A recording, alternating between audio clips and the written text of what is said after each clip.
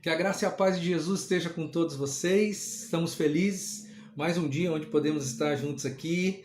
Mais um dia onde podemos olhar para a palavra de Deus. Mais um dia onde podemos refletir sobre coisas espirituais que são de suma importância na nossa vida. Nós estamos felizes porque essa palavra que nós temos dado aqui semanalmente, ela tem alcançado muito além do que a nossa igreja local aqui em Araçatuba. Temos ido para outros estados, estamos muito felizes com isso. Que Deus abençoe a vida de todos vocês que estão tendo a oportunidade de ouvir a palavra de Deus nesse tempo. Estamos orando por você que, embora esteja longe, nosso desejo também é que você seja muito abençoado. Hoje eu quero refletir com você acerca de uma das coisas mais importantes no nosso relacionamento com Deus. Quero refletir com você acerca de culto. Culto é algo muito importante. Culto é algo muito especial. Culto é uma oportunidade que Deus nos deu de nos aproximarmos dele através do culto de uma maneira diferente. Nós saímos do individual e vamos para o coletivo. Adoramos ele como igreja. É no culto onde nós temos uma imagem clara e absoluta de como será a glória eterna, onde toda a igreja estará reunida adorando e louvando o nome do Senhor. Por isso, culto é algo muito importante. Culto, nós não podemos errar com o culto. E eu tenho observado, ou pelo menos tenho pressuposto, que a igreja pode estar errando no culto, nesse momento de pandemia. Tem um erro que a pandemia, e só ela, trouxe à tona nesse período de vida que nós estamos vivendo. Bom, para que o seu aprendizado seja um aprendizado interessante, que você possa perceber aonde eu quero chegar e como eu quero que você observe essa figura, um iceberg. Esse iceberg ele precisa estar na sua mente durante toda a mensagem, porque esse iceberg ele vai ensinar a gente hoje, no dia de hoje. Bom, iceberg é uma grande pedra de gelo que fica flutuando no mar. A gente vê apenas um pedaço dela, apenas a ponta, e geralmente é um pedaço pequeno em relação ao tamanho absoluto do iceberg. Eu quero que você tenha essa imagem na sua cabeça o tempo todo para que a gente possa aprender. Bom, se nós olhássemos só na parte de cima do iceberg, que é aquilo que a nossa vista alcança, é aquilo que a gente pode enxergar dentro de um período de normalidade, a gente poderia, ilustrativamente falando, enxergar como que era o mundo e como que era a igreja antes do coronavírus. Nós tínhamos uma percepção da realidade. Nós tínhamos essa percepção de realidade e essa percepção era apenas aquilo que a gente conseguia enxergar. Aliás, nada fez com que a gente enxergasse um pouco mais. Parece que não era necessário enxergar nada além. E na verdade não era. Nós estávamos contentes com aquilo que os nossos olhos viam. Nós vivíamos a nossa vida de acordo com o que a vida era. A percepção da realidade determina o que a gente faz na nossa vida, certo? Em qualquer área. E a gente estava vivendo aí sobre a percepção da realidade antes do Covid e nós fazíamos as coisas desse jeito, ou do jeito que fazíamos até dezembro, janeiro, no final do ano passado, começo deste ano. E aí o mundo vivia e a igreja vivia. Romanos capítulo 8, versículo 5 diz o seguinte, quem vive segundo a carne tem a mente voltada para a carne, ou para o que a carne deseja. Mas quem de acordo com o Espírito tem a mente voltada para o que o Espírito deseja. Esse verso mostra que o mundo antes do Covid, ele vivia segundo a sua mente, fazia as coisas segundo o seu pensar. E a igreja de Deus, antes do Covid, ela também vivia a sua vida. Ela vivia de uma forma que ela entendia ser uma forma espiritual e estava vivendo ali para agradar o nosso Deus. E essa realidade estava instaurada no mundo até o final do ano passado. E a igreja, em função disso, ela adotou o seu jeito de ser. A igreja, ela viveu, ela fez as coisas, ou seja, eu posso dizer assim que ela era e fazia as coisas dentro daquilo que ela entendia que era normal, que era o correto a ser feito e que parece que nada mais era necessário, nada mais precisava ser feito, porque afinal de contas a visão da realidade que nós tínhamos determinava o que a gente estava fazendo. Mas um belo dia nós amanhecemos com a notícia de que o Covid estava tomando conta do mundo. E essa foi uma realidade assustadora que todos nós vivenciamos e ainda estamos debaixo dessa dificuldade muito grande. À luz de tudo isso, o que aconteceu? E essa imagem agora vai refletir bem o que aconteceu. Em função de nós termos o Covid ter atingido a nossa vida, a nossa realidade, nós fomos obrigados, o mundo todo foi obrigado, e a igreja também, ela foi obrigada a se defender do coronavírus. A igreja voltou para dentro de casa, a igreja ela se fechou no sentido de se proteger. E quando nós fizemos isso, uma realidade se abriu para a gente como igreja. Porque nós podemos perceber algo além da realidade que nós tínhamos até o momento. E a gente começou a enxergar o iceberg da vida com outros olhos, porque a gente enxergou um pouco mais do iceberg. A gente começou a perceber como igreja que nesse aprofundamento, eu coloco essa imagem, porque essa imagem fica fácil de você entender. Nós somos obrigados, a mergulhar um pouco mais fundo. E nesse aprofundamento, nós fizemos novas descobertas. A igreja descobriu que ela não tinha só uma maneira de ser igreja. A igreja descobriu que era possível ser igreja de formas diferentes. Era possível fazer igreja de uma forma diferente. Era possível estar na presença de Deus e ter uma comunhão de uma maneira diferente da qual nós vivíamos antes do advento do Covid. E aí nós nos reinventamos, nós ampliamos a nossa visão de ser igreja. A gente correu atrás de novas soluções. Hoje o que acontece? A igreja tem um culto virtual. Hoje você está aqui participando de um culto virtual, se é que eu posso assim dizer, se você está cultuando a Deus da maneira correta. A igreja, ela começou a ter uma comunhão de uma maneira diferente. A minha igreja aqui em Araçatuba, nós nos reunimos em pequenos grupos multiplicadores no meio da semana, e a igreja descobriu que nós podemos estar juntos também, mesmo que de uma forma virtual. Ou seja, nós enxergamos o mundo um pouquinho diferente, nós ampliamos nossa visão de mundo, e aí com essa amplitude nós descobrimos que poderíamos ser diferentes. E nós começamos a perceber uma nova realidade que estava instaurada, e isso não foi nem um pouco ruim. Aí nós tivemos uma nova percepção da realidade. Nós ampliamos o nosso foco, descobrimos que, na verdade, não era só a ponta do iceberg. Nós tínhamos mais para enxergar, nós tínhamos mais para viver como igreja, poderíamos fazer mais. Estamos hoje, por exemplo, alcançando um número muito maior de pessoas ouvindo a palavra, porque muitas mensagens virtuais estão sendo colocadas aqui, colocadas lá, e você tem a oportunidade hoje de, mesmo longe, estar sendo abençoado. Então nós modificamos, e aí que eu quero chegar, nós modificamos o como fazemos como igreja. Então antes nós tínhamos o que nós fazíamos. Agora nós nos aprofundamos um pouco mais e descobrimos que o nosso como fazer, ele poderia ser melhorado. E ele melhorou, graças a Deus. E então nós nos reinventamos.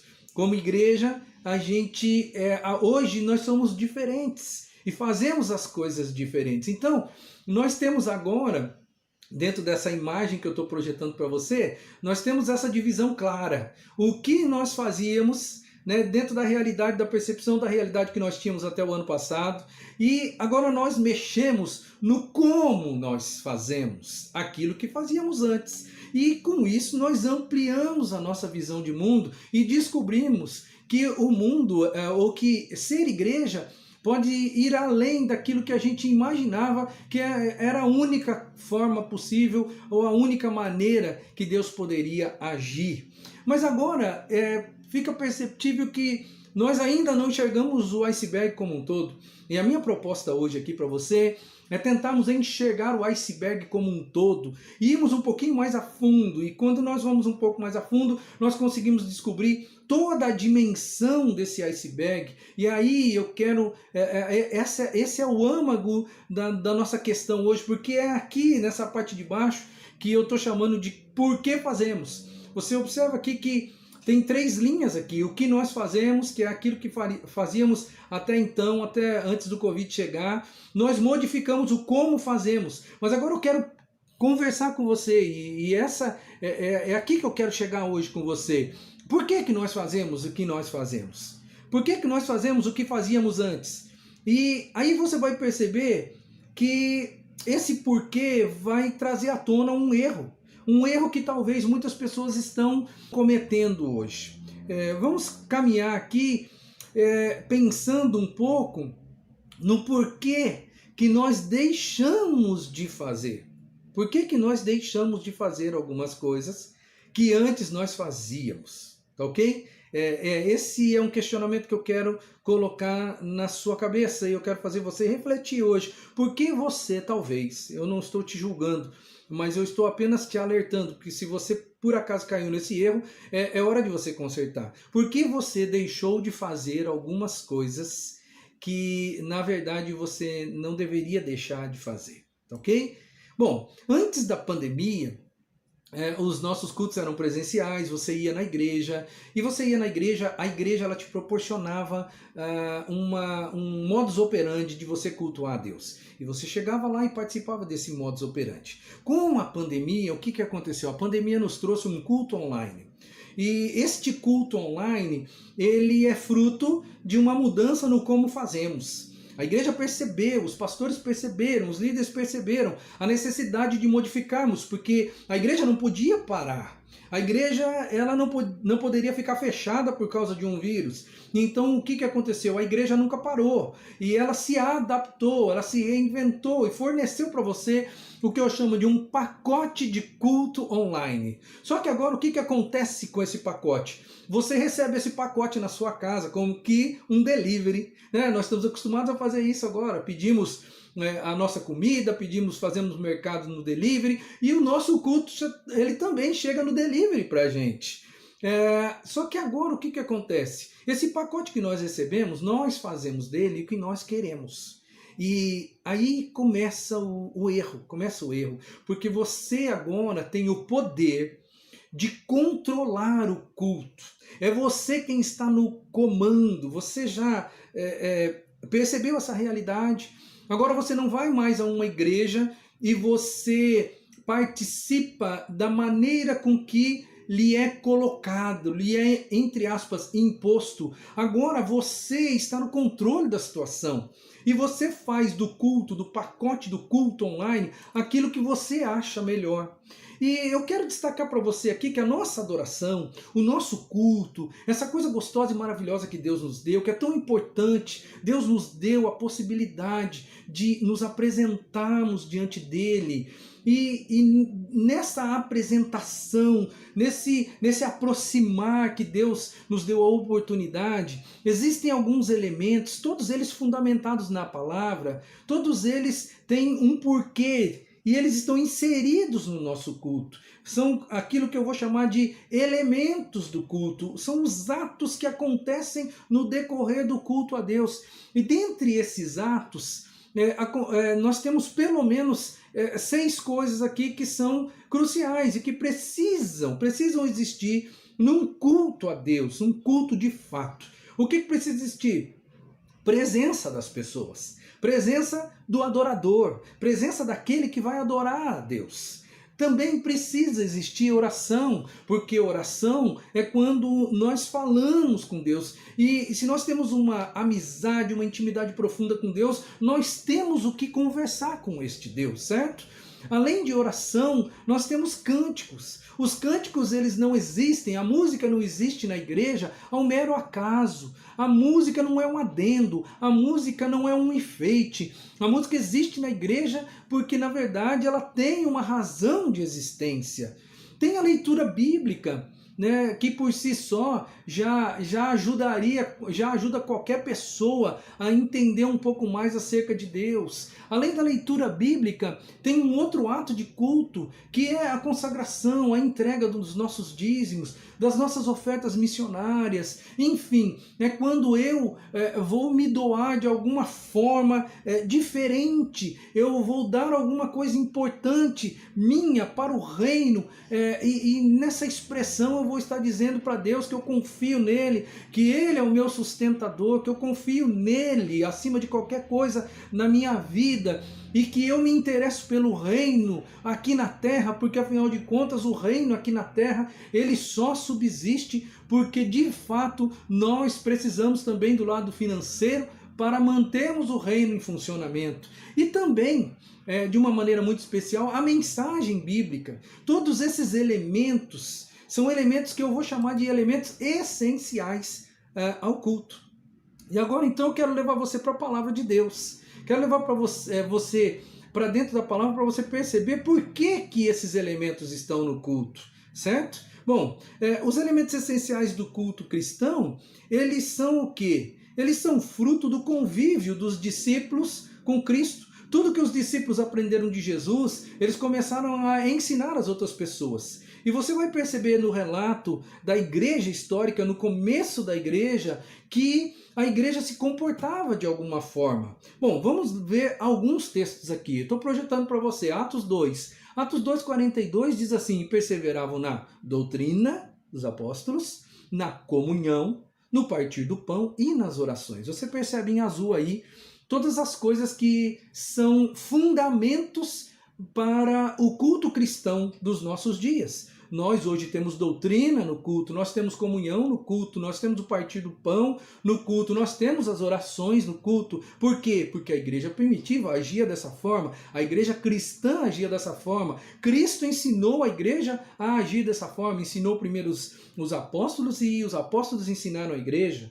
Em Mateus capítulo 26, versículo 30, o próprio Jesus estava presente nesse momento, quando depois da ceia, eles cantaram um hino a Deus e saíram para o Monte das Oliveiras. Isso mostra que o cântico era algo fundamental em um momento precioso de comunhão com Deus, que era a ceia do Senhor que Jesus participou. Em Colossenses 3,16, o apóstolo Paulo, ele orienta a igreja e ele diz: habite ricamente em vocês a palavra de Cristo, ensinem e aconselhem-se uns aos outros com toda sabedoria, cantem salmos, hinos e cânticos espirituais com gratidão a Deus em seus corações. Você percebeu em azul que todas as coisas importantes e que nós fazemos no nosso culto hoje, elas estão aí como que uma metodologia que parece ser uma metodologia do Novo Testamento com relação à igreja, a maneira com que a igreja se conduzia naquele período de tempo. Agora eu quero que você olhe e observe junto comigo agora mais um texto que também fundamenta, é um só, tem muitos outros, mas um texto que fundamenta a prática de nós ofertarmos a Deus. Eu quero só lembrar você que Jesus um dia, junto com os discípulos, ficou observando as pessoas que quando cultuavam, entravam em culto a Deus no modelo do Antigo Testamento. Jesus olhou para aquela viúva pobre e ensinou, quando aquela viúva pobre, ensinou seus discípulos, quando aquela viúva pobre ofertou a Deus. Então isso mostra que a prática da oferta num culto, não só no Velho Testamento, era algo, era a praxis. E por isso nós fazemos isso também nos nossos dias. Em Atos, que daí é no Novo Testamento, para aqueles que defendem que consagração de dízimos e ofertas é uma coisa do Antigo Testamento, em Atos, capítulo 4, versos 34 a 37, diz o seguinte: os que possuíam terras ou casas as vendiam, traziam o dinheiro da venda e o colocavam aos pés dos apóstolos. José, um levita de Chipre, a quem os apóstolos deram o nome de Barnabé, vendeu um campo que possuía, trouxe o dinheiro e o colocou aos pés dos apóstolos. Isto mostra de uma maneira clara que na igreja primitiva, na igreja cristã, existia a prática da oferta no culto a Deus. O apóstolo Paulo, ensinando aos Efésios, no capítulo 5, ele diz o seguinte: enchei-vos do Espírito. Agora, o texto agora ele vai trabalhando no gerúndio. Isso mostra o quê? Que eu me encho do Espírito fazendo essas coisas. E eu faço essas coisas no culto também. Preste atenção comigo. Enchei-vos do Espírito, falando entre vós. Entre vós denota o quê? Comunhão. O texto continua dizendo, em salmos. Salmos era um pedaço das Escrituras do Antigo Testamento que a igreja cristã tinha em mãos. Ou seja, era a Bíblia deles, se é que eu posso dizer dessa forma, porque o Novo Testamento ainda não estava realizado, não estava preenchido. Eles tinham a palavra de Deus, a Bíblia, né? E os Salmos faziam parte dessa Bíblia, ou seja, eles liam a Bíblia. Hinos e cânticos espirituais, isso mostra o quê? Uma adoração cantada na igreja primitiva, cantando e salmodiando ao Senhor no vosso coração. É uma atitude interna, é em espírito, é em verdade, porque é isso que Deus está buscando das pessoas. E a Bíblia continua dizendo assim, dando sempre graças por tudo. Dar graças por tudo, eu faço isso através de oração. Você percebe aqui os elementos do culto, eles estão de uma forma clara e objetiva, desenhados aqui nessa pequena porção bíblica que o apóstolo Paulo ensina à igreja aos Efésios. Pois é, à luz de tudo isso que eu coloquei, possíveis erros no culto online. Porque o culto online, como eu disse, é um pacote. Ele chega para você. Ele chega no seu celular, ele chega no seu computador. E lembra, você está no controle do seu culto online. E aí o que acontece? Aonde é que nós podemos estar errando? E aí eu quero levar você a refletir. Para que você mude de postura, se por acaso você está errando de alguma forma. Primeiro elemento que eu disse que existe no culto é a presença, é a participação. E na participação, eu quero mostrar para você aqui que participar de um culto a Deus é você dedicar um tempo de uma maneira exclusiva a Deus. É você estar ali, de corpo, de mente, de alma, e você ir para este momento com o coração focado na ideia de que você vai ter um encontro com Deus. E ter um encontro com Deus não é algo qualquer, não é algo banal. Eu não posso tratar isso de uma forma banal. Os cultos online, eles propiciam uma coisa que, no meu modo de entender, pode nos trazer problemas. Você pode não estar presente. Eu não sei como que faz a sua igreja aí. De repente, sua igreja tem um culto ao vivo, e depois esse culto ao vivo é transmitido, né, online, aí fica lá no YouTube. Se você é uma dessas pessoas que depois vai participar do culto, não tem nenhum problema de você pegar a gravação do culto, não existe nenhum problema nisso, tá ok? Você não precisa participar de um culto extremamente ao vivo para dizer que você foi à presença de Deus. Mas você pode pegar lá o seu culto e você começa a cultuar a Deus ali com a gravação, como você está fazendo aqui no nosso caso hoje, com uma gravação. O problema é que nós temos o controle. E onde nós erramos? É quando você assiste 10 minutos do negócio e de repente você faz assim, não, peraí, vou dar um clique aqui e vou fazer uma coisa agora que no meu modo de entender é mais importante e depois eu volto e continuo o culto. No meu modo de entender, tá? No meu modo como pastor, quando você faz isso, você está dizendo para Deus, Deus, eu tenho algo mais importante do que o Senhor agora. Como eu tenho a possibilidade de continuar esse culto daqui a pouco, eu dou um clique, eu dou uma pausa e eu deixo o Senhor aí em stand-by. E eu vou fazer alguma coisa que no meu modo de entender é mais importante. E depois, quando sobrar um tempo, Senhor, eu volto aqui para continuar o culto. Talvez você já tenha feito isso. Quero dizer para você que isso não reflete o espírito do culto. De você dedicar um tempo a Deus. E um tempo de forma exclusiva para Ele.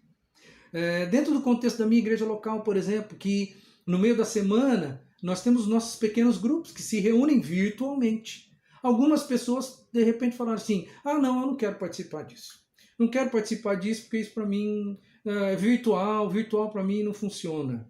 Como hoje é a única maneira que nós temos de ter uma comunhão, é a comunhão virtual, quando você joga fora essa possibilidade, você também, no meu modo de entender, está errando.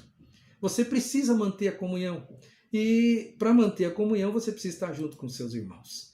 Você lembra que em todos os ensinamentos do Novo Testamento, a gente percebe a comunhão, a participação em conjunto. E existe hoje essa possibilidade, sim, de forma virtual, mas existe. A segunda coisa, o segundo elemento onde nós podemos estar errando é na oração. Porque pode acontecer que você receba um pacote pronto de um culto e você apenas assista o culto, mas você em nenhum momento você ora. É como se você apenas fosse numa reunião com Deus, que você sentasse ali na frente de Deus e ficasse quieto e só ouvisse Deus falar. Não existe diálogo. Quando não existe oração, não existe diálogo. Se não existe diálogo, não existe intimidade. Eu quero levar você a entender que você precisa ter um tempo de oração no seu culto online.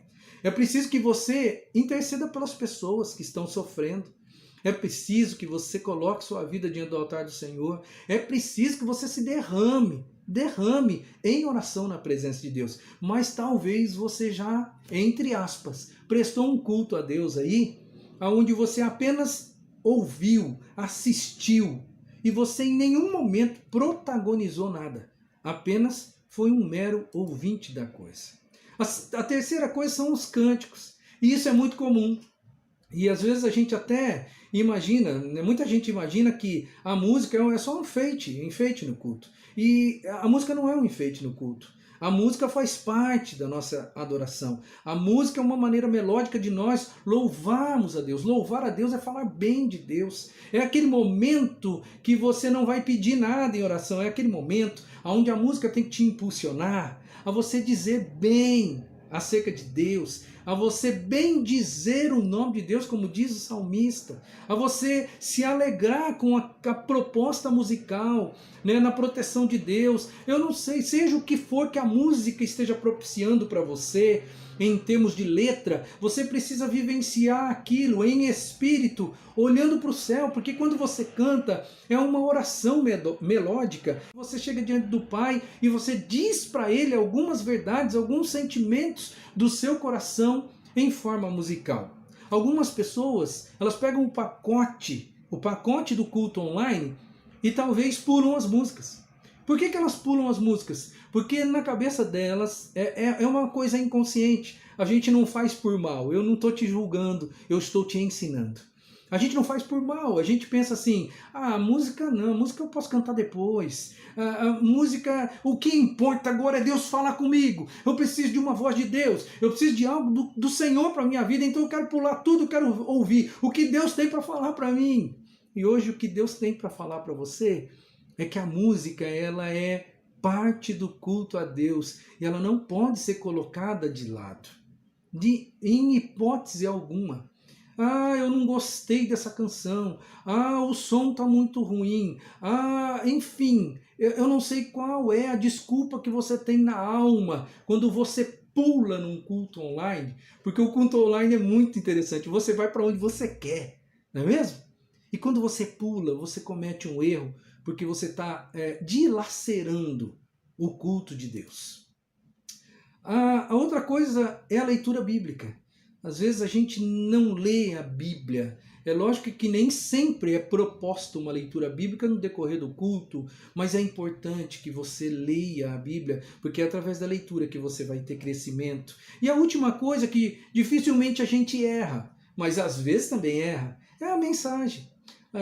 O nosso erro na mensagem é aquele que eu coloquei inicialmente. De repente você ouve 10 minutos, mas daí você dá uma olhadinha lá, né? Porque a gente dá um cliquezinho no celular, você vê que a mensagem tem 30. Você viu 10 minutos, mas de repente você fala assim, Deus, espera um pouquinho aqui, para de falar comigo aí, espera um pouco, eu vou fazer uma coisa importante, depois eu volto. Esse talvez seja o grande erro que a gente comete com relação à mensagem bíblica. Você observou comigo que tudo aqui tem uma dificuldade e a gente pode errar. A outra coisa é a consagração dos dízimos e ofertas, não é mesmo? Muitas pessoas, porque a igreja não está funcionando no presencial, elas simplesmente pararam de contribuir. Por que a gente contribui? É porque a igreja está funcionando também, mas é porque é uma expressão de gratidão que eu tenho no meu coração para com o meu Deus. E eu vou contribuir porque eu entendo que aquilo vai ser importante. É bom que se diga que a igreja não parou. É bom que se diga que a igreja continua tendo suas dificuldades financeiras para sobreviver aqui. E se todo mundo de repente imaginar que agora, como nós estamos vivendo um período onde está tudo parado, tudo fechado, né, eu só estou recebendo aqui cultos online, agora eu não preciso mais contribuir com a igreja. Contribuir não é só para manter a igreja, contribuir é algo que Deus espera que você faça. Contribuir é gratidão de coração, é devolução de alguma coisa que você tem consciência de que foi Deus que te deu. É amor e zelo à obra do Senhor, que, como eu disse, não para. Talvez você apenas contribui com a igreja, parou de dar as ofertas, porque você tinha o costume de dar ofertas enquanto era momento de culto presencial. E aí parou o culto presencial, agora você não dá mais a oferta. As ofertas que são destinadas a missões, elas não param. As missões não param. Eu quero aqui deixar um dado importante para você, principalmente se você é batista. Nós, os batistas brasileiros, nós temos a segunda maior agência missionária do mundo. Nós temos hoje, pelo menos indiretamente, 5.000 pessoas espalhadas no mundo, evangelizando o mundo, cada um em uma nação diferente. E sabe quantas pessoas desses missionários todos, sabe quantas pessoas retornaram ao Brasil nesse período de pandemia? Apenas uma pessoa. E sabe por que essa pessoa retornou ao Brasil? Porque ela estava grávida e voltou para ter o seu bebê aqui no Brasil. Fora isso, são 2.011 missionários e as suas famílias. Então a gente estima que é um grupo de 5.000 pessoas. Essas 5.000 pessoas continuam no campo. E de onde vem o sustento para essas 5.000 pessoas? Vem das nossas ofertas missionárias. Por isso, meu querido, sua expressão de culto, quando você vai lá e dedica o seu dinheiro, consagra o seu dinheiro a Deus, você está investindo no reino de Deus. Você está fazendo com que a palavra seja divulgada a todas as pessoas deste mundo e cumprindo assim a sua missão como igreja. Você já é maduro espiritualmente e você sabe dessa realidade que eu estou te apresentando. Por isso é inadmissível que a gente pare de ofertar, porque isso faz parte do nosso culto ao Senhor. Este tempo de pandemia está, à luz de tudo que eu coloquei até agora, esse tempo de pandemia, ele está evidenciando aqueles que cultuam a Deus e aqueles que assistem o culto. Quem é você? Você cultua a Deus com todos esses elementos de culto que, como eu disse para você, tem uma base, um fundamento neotestamentário? Ou você é um assistente de culto? Ou você é alguém que apenas, por mera necessidade, uma necessidade de qualquer outra natureza, menos de cultuar a Deus, você vai para lá e você assiste o culto ao Senhor? Presta atenção em como você está se comportando, porque na verdade você precisa cultuar a Deus e não assistir uma mensagem. É muito bom e até louvável. Algumas pessoas, elas pura e simplesmente param tudo ali e vão para a mensagem. Elas querem com isso crescer espiritualmente. Eu digo para você, não é de tudo ruim isso, mas não é culto a Deus. Culto a Deus é muito mais abrangente. Culto a Deus é você fazer todas as coisas que o culto propõe para você. Tempo de intimidade, tempo de participação exclusiva, tempo de choro diante da presença de Deus, tempo de oração, tempo de intercessão, tempo de doação, não pura e simplesmente querer alimentar o seu intelecto com uma novidade bíblica que você vai aprender naquele dia. Culto é muito mais do que isso. Olha para a imagem agora. Olha para a imagem. E na imagem você vai perceber o que nós fazíamos. Agora, no segundo momento, nós mudamos a maneira de fazermos o que fazíamos. E a grande questão é o terceiro nível. Por que nós fazemos? Uma tem relação com a outra. Sabe por quê? Porque o porquê nós fazemos tem uma relação direta com o que nós fazemos. Sabe, daqui a pouco vai acabar a pandemia. Na hora que acabar a pandemia, eu vou perguntar para você, mãe, por que agora que acabou a pandemia você voltou a cantar? Por que agora que acabou a pandemia você voltou a contribuir? Por que agora que acabou a pandemia você agora vai para o culto e assiste o culto inteiro de uma maneira ininterrupta. Por quê? Porque agora você não está mais no controle. Mas quando você estava no controle, você fazia do jeito que você bem entendia. Então entra o questionamento que vem na minha mente é: por que que você hoje, né, eu tô trabalhando à luz de futuro, tá? Por que que você hoje voltou a fazer a coisa de um jeito, que é o jeito de antigamente? Porque em função da maneira com que você viveu durante a pandemia, quando você tinha o controle, você deixou de fazer. Você notou que existe aí uma discrepância. Uma discrepância. Quando você estava no controle, você não fazia. E agora que voltou à normalidade, né, a nível de futuro, voltou à normalidade, você voltou a fazer. Então, por que você faz hoje aquilo que quando estava na sua mão, você não fazia? Você precisa se questionar isso, meu querido. Você precisa se questionar sobre isso. Enxergue o todo. Enxergue o culto como um todo. Enxergue o seu relacionamento com Deus como um todo. Eu quero concluir a minha palavra para o seu coração nesse dia.